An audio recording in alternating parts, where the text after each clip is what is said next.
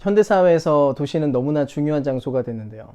세계 인구의 과반수가 도시에 거주하게 된 시절은 지금까지 없었습니다. 도시 자체가 인간이 만들어 온 모든 것이 집약되어 있는 그런 장소이기 때문일 텐데요. 그만큼 인간이 살아가는데 필요한 모든 것들이 충분히 공급될 수 있는 어떤 장소라는 것입니다. 미국 드라마 업로드를 보면 심지어 도시가 유사 천국을 만들기까지 하는데요. 이런 식이에요. 인간이 죽을 때가 다가오면 뇌에 있는 모든 정보를 데이터화 시켜서 가상 공간으로 업로드를 시킵니다. 그래픽으로 구현된 아름다운 세상 안에서 생전에 자신의 모습을 그대로 본따 만든 아바타를 입은 채로 영원히 살아갈 수 있게 하는 거죠. 그야말로 인간이 직접 만든 낙원인 겁니다. 실제로 이게 기술이 도달하고자 하는 어떤 목표일 텐데요. 어쩌면 도시가 가진 궁극의 비전은 천국 만들기가 아닐까 합니다. 인간이 직접 만들어내는 그런 천국 말이죠. 근데 이 비전에는 굉장히 큰 결함이 있는데요. 도시 전체적으로는 큰 풍요를 누리게 된다고 할지라도 그 풍요를 정말로 온전히 누리는 사람들은 소수에 불과하기 때문입니다. 물론 능력이 많으면 얼마든지 도시 안에서 승자로 살아갈 수 있어요. 돈이나 권력이나 혹은 탁월한 재능을 가진 사람들은 얼마든지 도시 안에서의 모든 혜택들을 누릴 수 있는 게 가능해집니다. 근데 그런 승자의 위치에 올라설 수 있는 사람의 숫자는 굉장히 제한적이라는 거죠. 마치 피라미드와도 같은데요. 겉으로 볼 때 전체적으로 멋진 위용을 자랑하지만 정작 그 모든 혜택이 집중되는 곳은 꼭대기층에 있는 소수의 것입니다. 업로드라고 하는 드라마에서도 천국의 혜택을 전부 다 누릴 수 있는 사람들은 소수였어요. 그것을 얻으려면 막대한 돈을 지불해야만 했거든요. 그래서 가난한 사람들은 업로드할 기회조차도 없었고요. 간신히 업로드할 만큼의 돈을 지불한다고 해도 막상 그 공간 안에서 평범한 삶을 사는 것조차도 불가능한 수준의 데이터를 가지고 생활하게 됩니다. 가상천국이 제공하는 어떤 서비스도 누릴 수 있을 만큼 돈을 지불하지 못하니까요. 그러면 도시가 진행시키는 이런 비전 안에서 종교는 대체 어떤 역할을 해왔을까요? 일반적으로 종교는 도시를 유지시키는 기능을 수행하곤 했습니다. 마치 신경 안정제처럼 도시 안에서 소외되어 있는 그런 사람들의 분노와 좌절을 잠재우는 거죠. 감사해야지, 불평하지 마. 이렇게 된 거는 다 죄 때문이야. 회개해야지. 부조리와 맞서 싸우기보다는 오히려 자기 자신을 집중하고 자기 수양에 더 정진하라는 그런 종교적인 메시지를 던져준 거죠. 결국 종교 자체가 도시 유지용 사회기관 수준이 되는 일들이 비일비재했습니다. 덕분에 교회 역시도 너무나도 자주 도시가 가지고 있는 그 얼굴과 똑같은 얼굴의 모습을 하는 경우들이 생겨나죠. 어떤 얼굴이요? 승자 독식의 얼굴. 약자들은 주변부에 서 있고 돈과 권력이 힘을 발휘하는 그런 모습이 교회 안에서도 똑같이 발견되곤 했다는 것입니다. 그런데요, 인간이 세우려는 유사천국 말고 진짜 하나님이 만든 천국, 그분이 세우시는 진정한 하나님의 나라는 이런 얼굴과는 전혀 달랐다는 것입니다. 오늘 우리가 살펴보려고 하는 데살로니가 교회가 딱 그런 모습이었는데요. 그야말로 도시 안에서 발견된 완전히 새로운 공동체였던 것입니다. 이 교회는 바울이 2차 전도 여행을 떠날 때 그때 세워졌었는데, 먼저 데살로니가라고 하는 도시부터 좀 살펴볼 필요가 있어요. 이 고대 도시는 로마의 주요 도시 중에 하나였고 인구수는 약 12만 명 정도 된 것으로 알려집니다. 아마 현대 도시와 비교를 해서 볼 때는 인구 숫자가 좀 적게 느껴질 수 있는데요. 근데 감안해야 될 부분이 있습니다. 현대 도시는 수직으로 분포가 굉장히 많이 돼 있잖아요. 근데 그 당시 고대에서는 그런 기술이 없었기 때문에 오직 수평으로만 펼쳐져 있었다는 겁니다. 그래서 수평적인 관점에서 보면 오히려 현대 도시들보다 인구 밀도가 더 높았다는 거예요. 하여간 고고학적인 자료를 통해서 추측할 수 있는 서민들의 모습은 이렇습니다. 집들은 다닥다닥 붙어 있고요.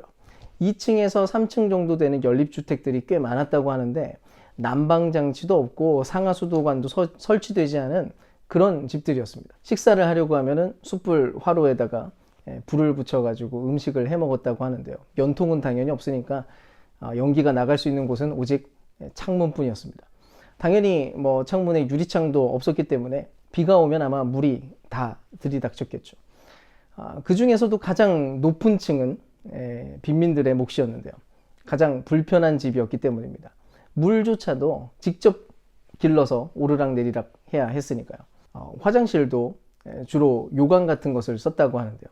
그 요강이 차면 그냥 그거 비우겠다고 창밖으로 던지곤 했다는 거예요.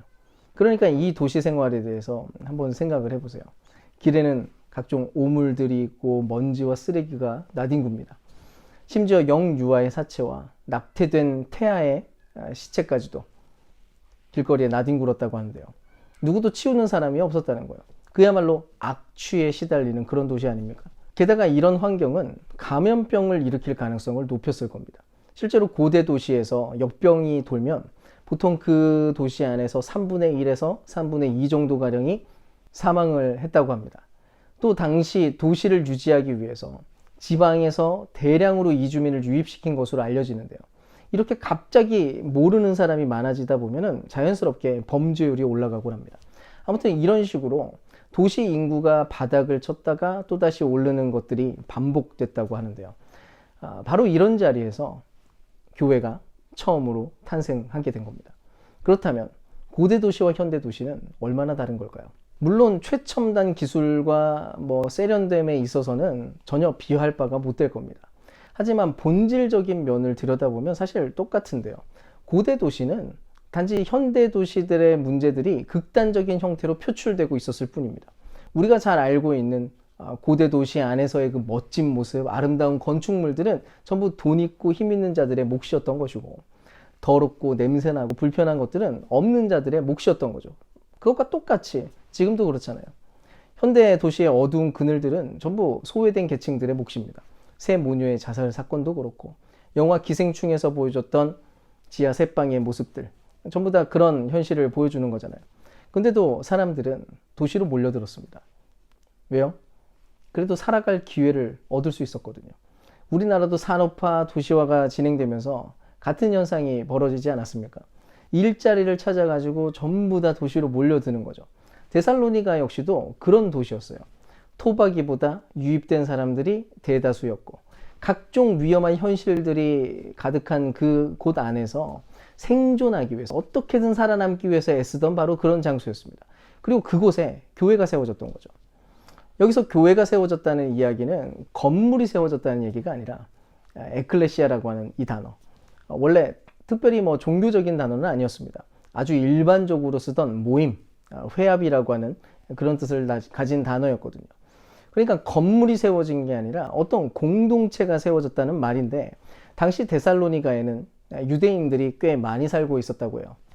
덕분에 이들이 예배하던 회당도 많았던 것으로 알려지는데요. 그래서 바울이 자연스럽게 그 회당에 가서 유대인들께 적합한 복음을 전하기 시작했습니다.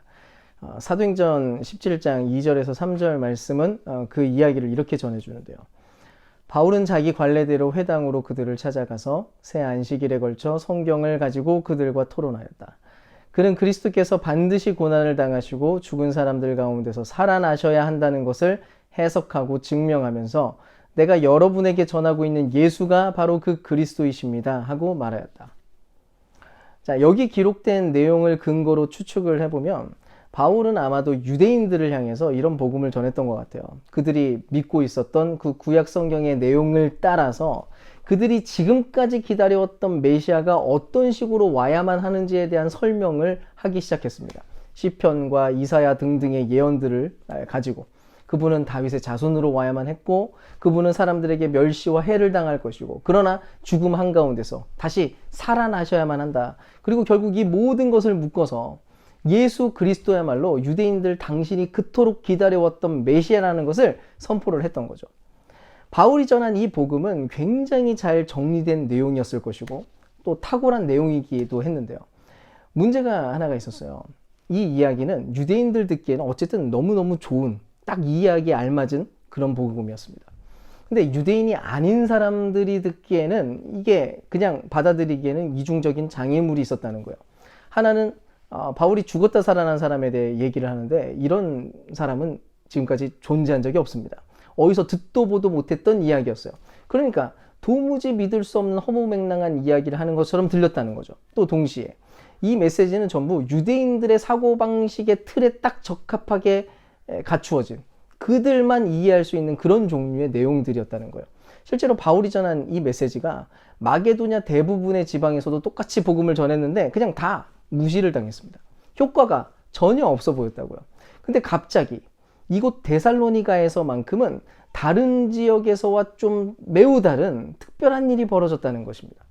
바울의 이야기를 듣는 동안 유대인들은 아주 적은 인원만이 이 복음에 반응을 했는데 이방인들 사이에서 무언가 변화가 나타났다는 거예요. 어떤 이상한 능력이 그들을 사로잡았다고 하는데 바울은 그것이 곧 성령의 능력이었다라고 이야기합니다. 그래서 이 복음을 받아들인 사람들 대부분은 유대인이 아니라 이방인들이었다는 거예요. 그럼에도 불구하고 놀랍게도 이 메시지가 이해가 되고 납득이 되고 그렇게 마음과 삶을 완전히 변화시켜 버렸다는 것입니다. 결국 바울이 겨우 3주간 복음을 전하는데 그 안에 철저히 복음에 불모지였던 그 도시에 데살로니가 교회라는 이방인들의 모임이 만들어지게 된 거예요. 정말 놀랍지 않습니까? 근데 이 모임은 전혀 순탄하지 못한 환경에 처하게 되는데요. 바울이 주장하는 메시지, 이 모임이 붙드는 메시지 자체가 소란을 일으켰기 때문입니다. 원래 이 도시의 주인은 누구입니까? 이 도시의 주인은 원래 로마 황제였어요. 근데 이들은 이 도시의 주인이 사실은 예수 그리스도라고 주장을 하기 시작했거든요. 결국 바울이 데살로니가에서 추방을 당하게 되는데요. 공동체가 생긴 지 겨우 3개월 만에 설립자가 추방을 당하는 일이 벌어지게 된 겁니다. 그래서 어떻게 보면은 굉장히 불안해 보이는 그런 교회예요. 예수 믿은 지 가장 오래된 사람이 겨우 3개월밖에 안 되는 그런 교회인데다가 주변 환경은 완전히 적대적인 그런 모양을 갖추고 있는 상황이에요. 그럼에도 불구하고 이 교회는 너무나 건강한 교회였는데요. 도시 안에 세워진 그야말로 하나님의 나라, 그 나라를 보게 만드는 그런 공동체였다는 것입니다. 데살로니가 전서 1장 1절은 이렇게 얘기해요. 바울과 실로아노가 디모데가 하나님 아버지와 주 예수 그리스도 안에 있는 데살로니가 사람의 교회에 이 편지를 씁니다. 은혜와 평화가 여러분에게 있기를 빕니다. 원문을 근거로 직역을 하자면 그들을 이렇게 불러요. 하나님 아버지와 메시아 주 예수 안에 있는 모임에게. 이미 말한 대로 여기서 쓴 이 모임, 에클레시아라고 하는 단어는 일반적인 모임이나 아주 평범한 공동체를 뜻하는 단어였는데, 근데 이 평범한 공동체, 어느 모임이나 다를 바 없는 이 모임이 다른 모임과 구별되는 유일한 점이 있었다는 거예요. 그게 뭐냐면 이들이 함께하는 장소나 이들이 함께 모이는 어떤 공간이 특별했던 게 아니라 이들의 존재 자체가 특정한 신 안에 자리 잡고 있다는 사실 때문에 그래서 특별했다는 것입니다. 바로 하나님 안에, 그리스도 안에, 건물이라고 하는 공간적 개념 안에서가 아니라 오히려 그 존재 자체가 온통 하나님을 근거로 두는 그런 집단이었기 때문이라는 거예요. 이제 이 모임이 판단하는 근거나 삶을 결정하는 모든 결정의 이유들이 완전히 달라져 버렸다는 것이죠. 이들은 분명 세상 한가운데 삽니다. 데살로니가 시민으로 그냥 그 모습 그대로 살지만 또 다른 한편으로 하나님 안에 살아가는 존재의 그런 독특함을 갖게 되었다는 것인데요. 그 독특함이 3절에 나타납니다. 또 우리는 하나님은 우리 아버지 앞에서 여러분의 믿음의 행위와 사랑의 수고와 우리 주 예수 그리스도께 둔 소망을 굳게 지키는 인내를 언제나 기억하고 있습니다. 지금 이 본문에 기록된 단어와 맥락이 말하고 싶은 것은 확실합니다. 이들이 보여준 믿음, 이들이 보여준 독특한 모양은 전혀 추상적인 게 아니었다는 거예요. 누구나 또렷하게 인식할 수 있을 만큼 구체적인 모양으로 나타났다는 겁니다. 자기 홀로 내면을 들여다봐야만 알 수 있는 그런 종류의 믿음이 아니라 주변 사람들이 그냥 쳐다보기만 해도 얼마든지 확인하게 될 수 있는 그런 믿음. 그토록 생산적이고 그토록 역동적인 모습을 하고 있었다는 거죠. 그래서 믿음은 행함으로, 사랑은 수고의 모습으로, 소망은 인내의 모습을 갖추고 있었다는 거죠. 하나하나 좀 살펴보려고 하는데요. 먼저 믿음이 행함으로 나타났다고 말합니다. 실제로 우리가 뭘 믿느냐는 행동으로 드러나기 마련입니다. 돈을 더 믿고 성공을 더 믿는다. 그러면 혹시 속임수를 좀 쓰더라도 다른 사람에게 좀 피해가 돌아갈 수밖에 없는 상황이어도 들키지만 않으면 아마 자신의 유익을 위해서, 성공과 돈을 위해서 저질러 버릴 것이 분명합니다.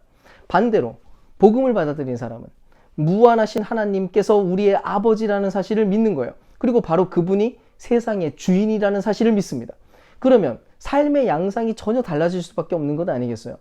도시에 사람들이 몰려드는 이유가 뭔가요? 단순해요. 성공하려고, 먹고 살려고, 잘 살려고 모여든 거예요. 조금이라도 남보다 더 나은 모습으로 살고 싶어서 성공을 그래도 추구하는 사람들이 모인 곳이 바로 도시라고요. 덕분에 살아남을 수만 있다면 옆 사람이 어떻게 되든 상관없이, 이웃이 어떤 문제에 빠지든 개인의 안위와 행복을 훨씬 더 추구할 수밖에 없는 그런 장소라는 것입니다. 무한한 경쟁이 벌어지고 그런 한가운데에서 살아남기 위한 최선의 결정을 할 수밖에 없는 그런 곳이라고요. 근데 하나님을, 우리가 진정 하나님을 믿는다면, 우리 아버지로 믿는다면 더 이상 이런 가치가 지배하지 못하게 됩니다. 경쟁에서 이겨야만 풍요로워진다는 게 아니라는 것을 알게 되거든요. 우리가 무언가를 누릴 수 있는 이유는 누군가와의 경쟁에서 승리했기 때문이 아니라 오직 아버지의 공급 때문이라는 사실을 믿는 사람들이기 때문입니다. 그래서 너그러울 수 있는 것이고, 양보도 할 수 있는 것이고, 과도하게 치열해지지 않을 수도 있는 거예요. 한번 스스로에게 물어보시기 바랍니다. 과연 우리의 교회는 일반 시민들이 믿고 살아가고 있는 것과 얼마나 다른 걸 믿고 있는지 말이죠. 이 믿음은 절대로 말뿐일 수가 없는 겁니다. 데살로니가 교회는 그 믿음이 행동으로 분명하게 나타나는 그런 교회였다는 거죠. 두 번째는 사랑의 수고가 발견됐다는 건데요. 말로만 하는 사랑은 원래 쉬워요. 얼마 전에도 제가 시내에 나갔는데 어떤 교회 LED 전광판에서 이렇게 메시지가 이렇게 전광판에 흘러나오더라고요. 여러분 힘내세요. 기도하고 있습니다. 사랑합니다. 물론 그 교회가 정확하게 어떤 것을 수행하고 있는지 저는 알지 못하지만 어쨌든 이런 사랑 표현하는 거는 그냥 쉬운 일입니다. 그냥 현수막 걸고 사랑한다고 외치는 일, 그거 간단하거든요. 말하는 거. 근데 이 본문에서 수고라고 하는 이 단어, 코포스는 콥토라고 하는 단어에서 파생이 됐고, 이거는 때리다, 맞다 라고 하는 그런 의미를 가지고 있습니다. 그래서 이 수고라고 하는 단어 자체가 역경과 고생을 담고 있는 단어예요. 우리가 누군가를 사랑할 때 그 존재 자체가 그냥 원래 너무 예쁘고 사랑스러워서 사랑하는 거는 그거 쉬운 일입니다. 너무 예뻐서, 너무 말을 잘 들어서, 나에게 너무 도움이 되는 사람이라서 그래서 사랑하는 거는 쉽다고요. 근데 이거는 기독교가 주장하고 있는 그 사랑의 범주와는 엄연히 다른 영역이 있는 것입니다. 예수님께서 가르치신 사랑의 핵심은 사랑하기 어려운 것을 사랑하는 데 있거든요. 본성을 거슬러서 원수를 사랑하는 일. 그 일을 요청하시기 때문에, 그래서 너무나 힘든 역경과 고생일 수 있다는 것입니다. 아마 누군가는 이렇게 말할 수도 있겠죠. 진심이 아니면 그거 가식 아닌가요? 진심으로 사랑해야지 그렇게 억지로 이를 악물고 하는 거는 좀 아닌 것 같습니다. 근데 여러분, 이거는 마귀에게 속는 겁니다. 사랑은 원래 우리 안에 있는 게 아니거든요. 오히려 사랑하려고 시도를 할 때 그제서야 우리에게 없었던 사랑이 생겨나기 시작합니다. 고대 도시는 분명 외롭고 위험한 곳이었습니다. 특히 역병이 돌면 수많은 이들이 죽곤 했는데요. 바로 그럴 때 초대교회는 자기 생명은 신경도 쓰지 않고 병든 자를 돌봤다라고 하는 그런 기록들이 있습니다. 지금도 도시 안에는 사랑을 필요로 하는 사람들, 그 사랑에 갈급한 이들이 너무너무 많이 있어요. 얼핏 보면은 사실 도시 안에서 사람들 보면 다 잘 사는 것처럼 보입니다. 근데 여전히 자세히 들여다보면 그 안에 소외되어 있고 가난과 차별을 견뎌야만 하는 사람들이 존재한다고요. 하나님의 사랑을 온전히 누리는 사람들 외에 대체 누가 그런 자들을 제대로 품을 수 있을까요?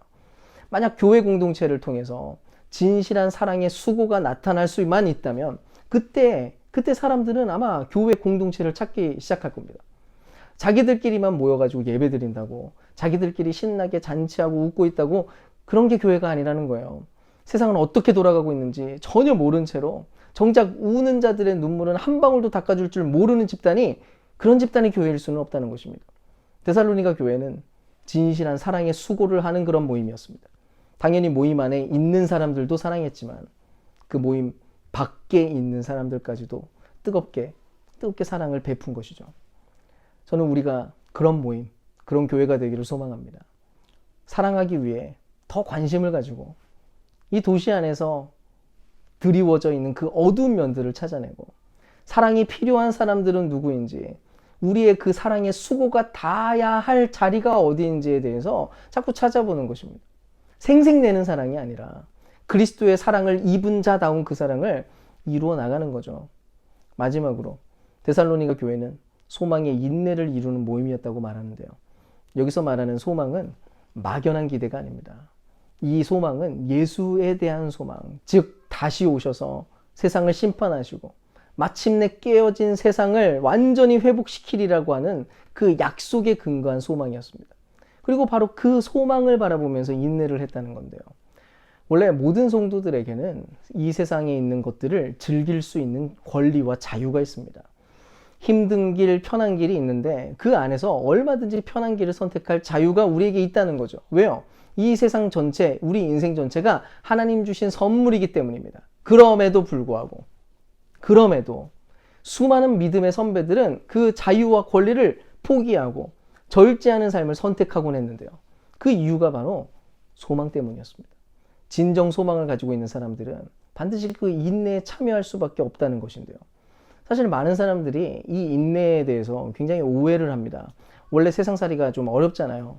경제 문제, 사회 문제, 여러 가지 일반적인 문제들 안에서 고단한 삶을 살아갈 수밖에 없는 그런 문제들이 우리에게는 늘 연루되어 있습니다. 그런 일들로 힘든 거는 누구나 그럴 수 있다고요.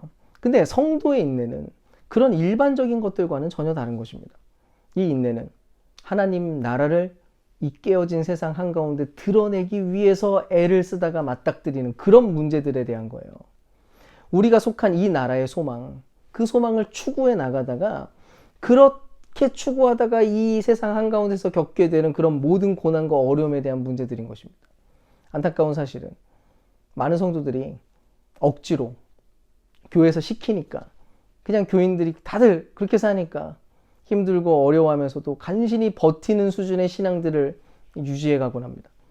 봉사를 해도 예배를 드리려고 해도 그 모든 게 그냥 전부 짐처럼 여겨지는데 버티고 있는 거죠. 그리고 그거 버텨내고 나면 그 내용을 승리라고 부르며 자축하곤 합니다. 하지만 그런 식으로는 아마 끝까지 버티지 못할지도 모릅니다. 성경이 말하는 그 인내가 진정 가능한 이유는 억지로 어느 한 개인의 인내심이 특별히 뛰어나서가 아니라 성도들이 인내할 수 있는 진짜 이유가 뭐냐면 오직 소망 때문이라고요. 그저 이렇게 하다 보면 언젠가 잘 풀리겠지, 언젠가는 성공하겠지, 그런 막연한 기대 때문이 아니라는 겁니다. 이미 우리가 하나님 나라 안에 속했다고 하는 그 확신 때문에, 또 반드시 그 나라가 성취되고야 말리라고 하는 그 확신 때문에, 그 소망 때문에, 그래서 견디는 거죠. 눈에 보이는 게 다가 아니고 결코 썩지 않을 것으로 발견될 것을 소망하니까 인내하고 절제하는 자리에 스스로 참여를 하는 것입니다. 사랑하는 여러분, 우리는 이 도시에서 어떻게 살아가야 될까요? 대부분의 사람들은 그냥 자기 가족이나 자기 자신을 위해서 살아갑니다. 그게 도시거든요. 주말마다 좋은 데 돌아다니고 그런 식으로 도시의 모든 혜택들을 누리는 그런 인생을 그냥 즐기는 거죠. 물론 우리도 그럴 수 있습니다. 아무것도 하면 안 된다, 그런 얘기를 하는 게 아니에요. 근데 적어도 그런 일들에 너무 과도히 심취해서는 곤란하다는 것입니다. 진정한 소망이 있다면, 진짜 소망이 있다면, 더 온전한 것을 바란다면 자신만을 위한 거, 우리만을 위한 거, 자기 가족만을 위한 것을 얼마든지 뒤로 밀어둘 수도 있는 거거든요. 4시간 쪼개서 깨지고 망가진 이 세상에서 나보다 좀 훨씬 힘겹게 살아가고 있는 그런 이웃을 위해서 내가 살기도 하는 것이고요. 내가 가지고 있는 그 돈을 좀 쪼개서 어려운 이웃들과 나누는 일, 그런 시도를 얼마든지 할 수 있는 것입니다. 근데 이런 마음, 이런 삶은 그리스도를 향한 진실한 소망이 없이는 결단코 불가능한 거예요. 사랑하는 여러분, 우리가 머물고 있는 도시는 어떤가요? 아마 겉으로는 살만한 곳이고 영광스러운 모습들, 좋은 모습들만 뚜렷하게 보일지도 모릅니다. 근데 잘 들여다보면 그 안에는 여전히 눈물과 한탄으로 얼룩진 지점들이 있을 거예요. 지금도 수많은 사람들이 목숨을 끊고 있는 자리가 바로 이 도시거든요. 그럼에도 도시는 끊임없이 주장하겠죠. 여기가 천국이 될 수 있다고, 여기서 모든 게 제공될 수 있다고, 이것이 유토피아를 만들 수 있다고. 하지만 하나님 나라가 임하기 전까지 그런 일은 아마 없을 겁니다. 그래서 우리에게 여전히 할 일이 남아있다는 건데요. 우리가 사는 이곳에 머물러서 이 안에 있는 모든 가치관에 그대로 지배당하는 게 아니라 새로운 세상이 시작되었고 새로운 세상이 이미 나타났다는 것을 보여주는 인생이 되고 그런 모임이 되는 것입니다. 그저 도시를 유지하는 종교 기관으로서 존재하는 게 아니라 그 이상이 되는 거죠. 예수 그리스도가 다스리는 세상, 그 완전한 세상을 보여주는 그런 존재가 되는 것입니다. 도시가 절대로 만들 수 없는, 인간은 결코 이룰 수 없는, 오직 하나님만 만들어낼 수 있는 그 세상이 있다고. 바로 믿음의 행위와 사랑의 수고와 소망의 인내를 통해서 말입니다. 데살로니가라는 고대 도시에서 일어났던 그 일이 오늘날 우리가 서 있는 이 도시에서도 일어날 수 있기를 소망합니다. 복음이 전해지고 성령이 역사하시면 예수를 알게 되는 일들은 얼마든지 일어날 수 있습니다. 이 도시 안에도 얼마든지 전혀 다른 공동체가 생겨날 수 있다는 것을 믿습니다. 먼저 우리 자신이 그런 공동체가 되어 있는지를 확인하시기 바랍니다. 우리는 지금 어떤 세상을 믿고 살아가십니까? 또 어떤 공동체를 꿈꾸고 계십니까? 부디 헛된 세상을 갈망하게 만드는 이 도시 안에서 참된 하나님 나라를 꿈꾸는 그런 사람들이 되시고 또 그런 꿈을 전해주는 그런 교회가 될 수 있기를 주님의 이름으로 축원드립니다.